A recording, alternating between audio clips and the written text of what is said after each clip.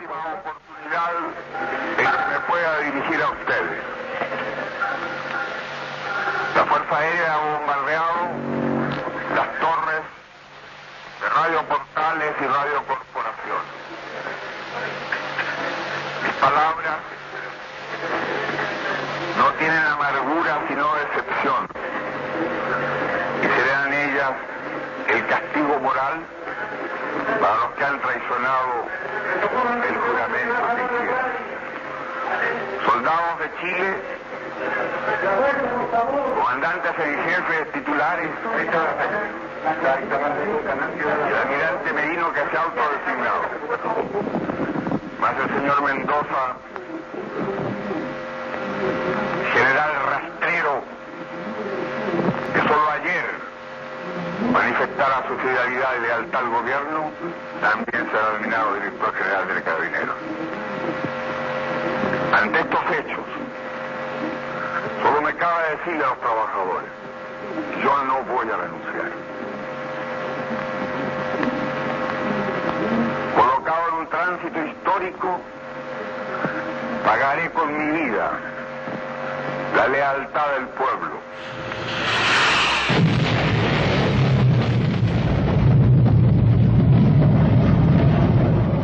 Las Fuerzas Armadas y de Orden han actuado en el día de hoy solo bajo la inspiración patriótica de sacar al país del caos que en forma aguda lo estaba precipitando el gobierno marxista de Salvador Allende. Y fue a los pocos meses del golpe a aquellos que se les llamó indeseables y traidores a la patria, que empezaron un largo éxodo, algunos hacia el norte y otros hacia el sur. A un grupo de pobres almas se les embarcó en un barco de guerra que se llamaba el Andalién, con destino hacia Antofagasta, en una travesía que duraba unos 3 días. Nada más llegar sin tiempo de reconocer el lugar.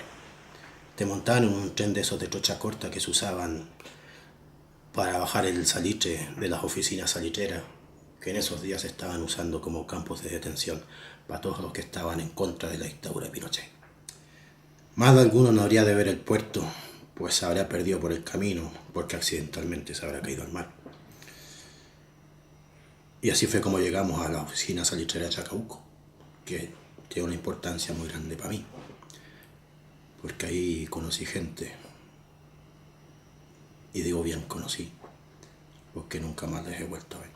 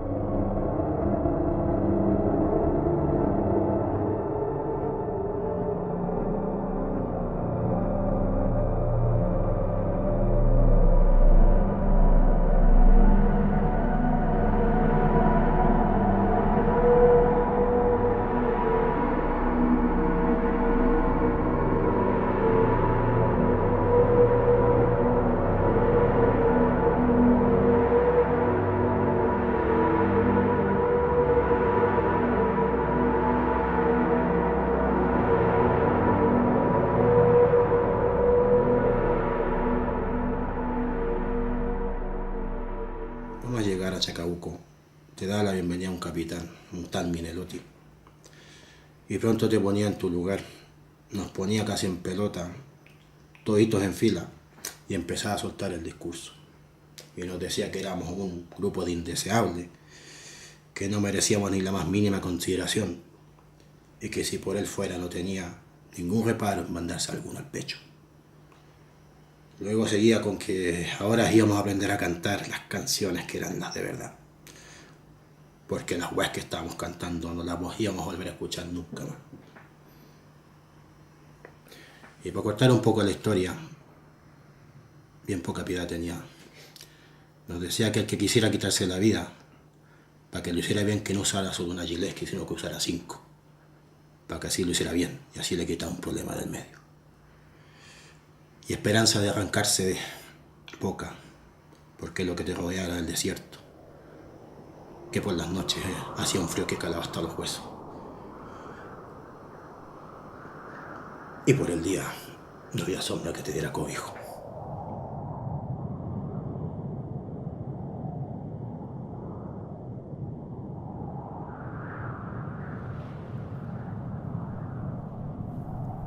Y ahí empezó nuestra convivencia entre los corredores de adobe, que dividían las 10 casas que tenían 3 pisos de alto, y teníamos un lugar común para comer, y por suerte un lugar para jugar a la pelota y así distraernos, porque era el lugar donde veníamos, el Estadio Nacional. No se podía hacer debido a los millares de pobres desgraciados que ahí vivían.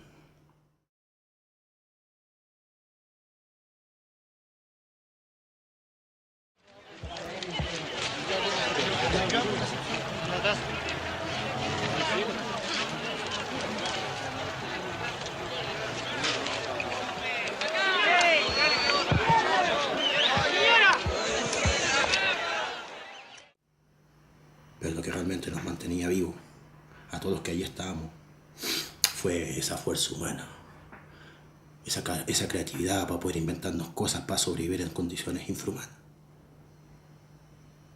Pero en el fondo de nuestra ingenuidad,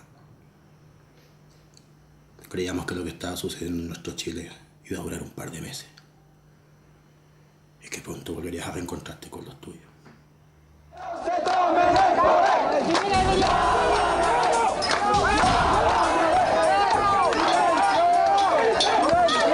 ¡Por favor!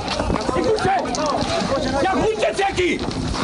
¿Hasta cuándo siguen matando a nuestro pueblo?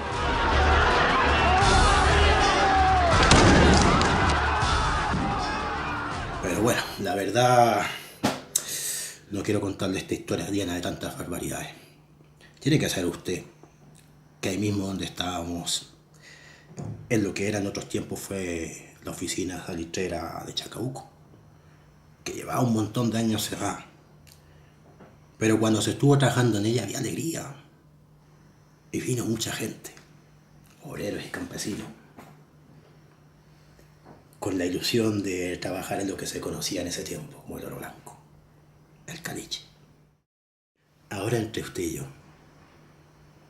la verdad sea bien dicha, esas tierras donde había salitre antes le pertenecía a los peruanos y a los bolivianos. Y fue que nosotros les inventamos una guerra contra ellos. Que me perdonen mis amigos de esas tierras, pero les sacamos la rechucha.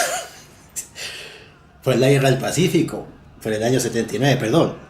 En el año 1879, para que quede bien claro. Que de Pacífica nada. Y ya después esas tierras pasaron a ser chilenas tanicas, porque también se lo volvimos a los peruanos. Que por cierto todavía nos tienen un poco recelo. Pero les digo, y les digo con mucho respeto, porque las guerras nadie las gana, más que el poderoso, que es el que las hace. Y sigo, como la gente mal vivía en el campo y el trabajo en otras cosas era poco mal pagado, la gente empezaba a venirse, tenían esperanza, porque era algo nuevo. Imagínese usted, ya nada más llegar, a la gente le daban una casita, o los materiales para levantarla. Aunque era una casa chiquita y pobre, con suelo de tierra, de adobe y techumbre de lata, tampoco teníamos baño ni agua, pero era una casita Y ahí vivía la gente cura para más chiquillos, y se hacía falta también la parentela. Y a pesar de lo lejos que se estaba, y encima mío el desierto de Atacama, aquel lugar estaba preparado en condiciones aceptables. Teníamos una placita de armas donde en torno a alguna orquesta se celebraba la Pascua y el Año Nuevo y las fiestas de la Virgencita. Lo pasábamos en grande en los bailes y no teníamos reparo a la hora de arreglarnos. Nos poníamos las mejores pilchas, ilustrábamos las botas para que brillaran como espejos, para galantear a alguna chiquilla y pensar en tener mujer y más chiquillos. Pero más de alguno nos ganaba más el vino y el juego. Que al final siempre se organizaba una buena pelotera, donde más de algunos se llevaban con los hocicos y algún morado en el ojo. Me persigue el recuerdo de tu extraño mirar, esa risa tan tuya, tus labios tentadores que dejaron su encanto prendido en mi ansiedad. Además de eso teníamos nuestro propio hospital y unos garajes donde se reparaban los tractores, los camiones y la maquinaria con la cual se iba a sacar el salitre de la tierra.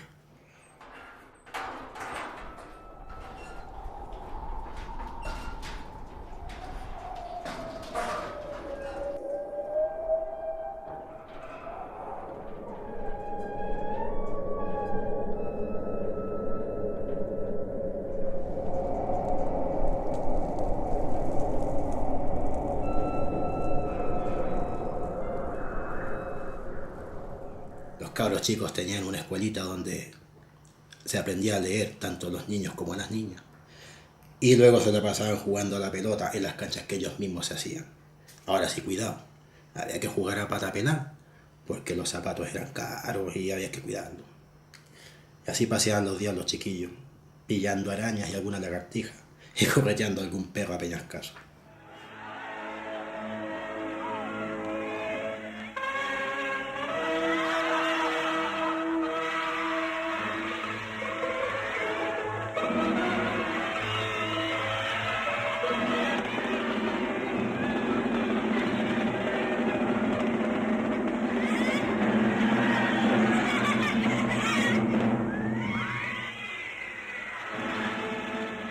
Pero por mucho que se diga que el vino es bueno, más de alguno terminó perdiendo la cabeza.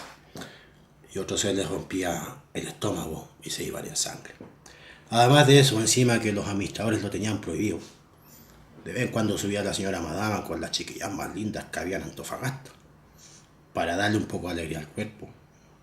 Pero la alegría dura hasta que las patas se acababan y al otro día vuelta al trabajo. Por eso la visión que se tenía del obrero del salitre, el pampino, era la de borracha, vicioso y pendenciero, y que eso era la causa de su miseria. Uno se pregunta, con tanta miseria que había ahí, ¿por qué la gente se iba para allá?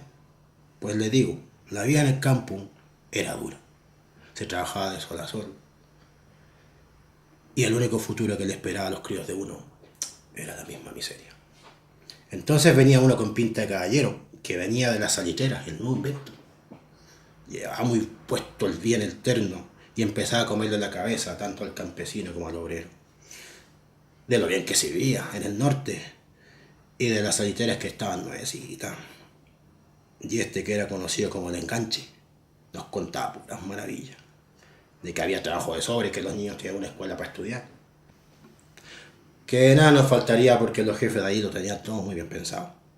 Pero fue la palabra oro blanco lo que hacía que la gente escogiera la poco y nada que tenían y con ellos a la familia para emprender tan incierto viaje. Pero yo cuando se daba uno cuenta de que se trabajaba como esclavo. Sí, trabajo había. Y que el oro blanco no era más que la sal que se deshacía en el aire. De la misma manera se iban las largas jornadas de trabajo y de las vacaciones no se conocían. Pero llegó el día aquel, sería por el año 29, en que eso de las economías de los países se jodieron bien jodidas. Y a eso súmele usted que la renovación y mejora de la salitrera era más bien escasa, por no decir ninguna. Pues pasó que de un día para otro nos dijeron que la oficina ya no seguiría operando y que ya no había trabajo para nadie más. Y así fue como empezaron con los traslados. Primero de una oficina a otra y se hicieron en camiones militares. Pero si le digo sinceramente, yo creo que a poca gente le importaba lo que iba a pasar con nosotros.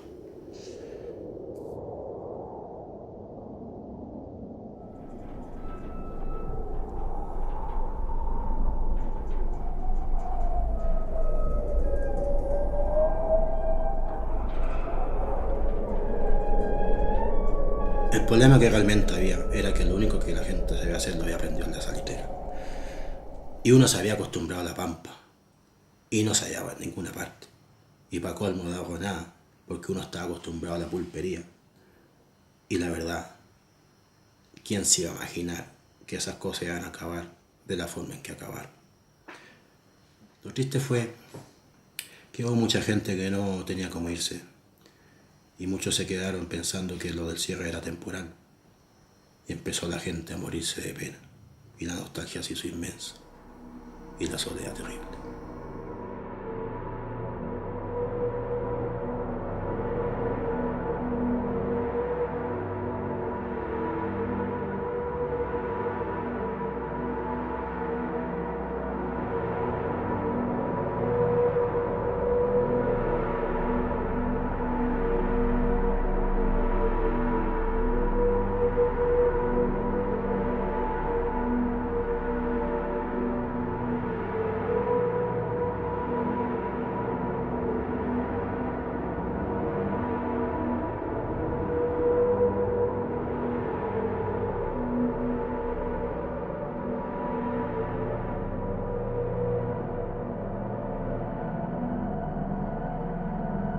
Y así, poco a poco, el caliche empezó a perder su lustre. Y como a la sal se la comió la pampa y como el polvo en las manos, la plata se la llevó el viento. Las ciudades antes bulliciosas se fueron quedando vacías y las carreteras antes buenas se convirtieron en huellas polvorientas y sin más ruido que el del viento. Y ya no subiría más el tren del caliche y todo lo que con tanto esfuerzo se hizo, como un espejismo, se fue desapareciendo. De las últimas cosas de las cuales hubo noticia, por intentar reflotar la industria del salitre, se hicieron por ahí por los años 70, cuando el Chicho, don Salvador Allende, las incluyó en su programa de nacionalización de la minería. Pero usted ya sabe cómo terminó esa historia, que es como yo se la he empezado. Hay una comunicación, una información de personal de la Escuela de Infantería que está ya dentro de la moneda. Por la posibilidad de interferencia la voy a transmitir en inglés. They say that Allende committed suicide and is dead now. Díganme si entienden. Yo pisaré las calles nuevamente de lo que fue Santiago ensangrentada y en una hermosa plaza liberal me detendré a llorar por los ausentes.